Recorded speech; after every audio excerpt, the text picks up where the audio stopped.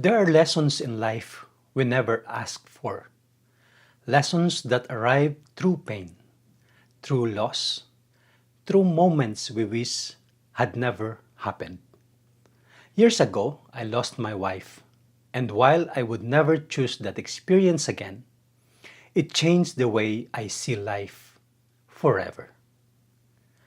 Before grief entered my life, I thought I had time to say things later, time to visit people later, time to appreciate moments later.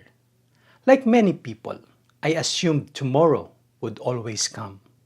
But grief has a way of teaching us something difficult. Tomorrow is a gift, not a guarantee.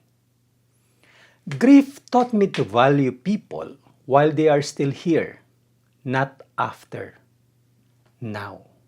Because one day, the conversations we postpone become conversations we wish we had. Grief taught me that life is fragile. We spend so much energy worrying about things that may never happen. And sometimes we forget to appreciate what is already in front of us. A family dinner, a simple conversation, an ordinary day.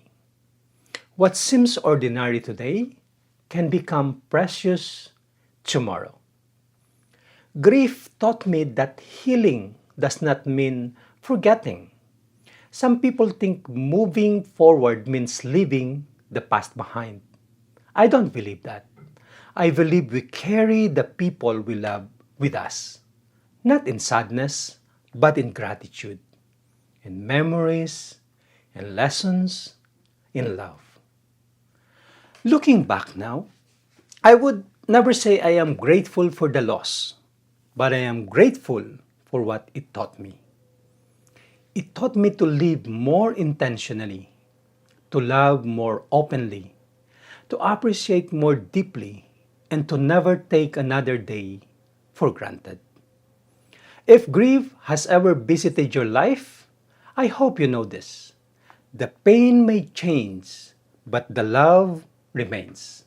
And sometimes the people we lose continue teaching us how to live.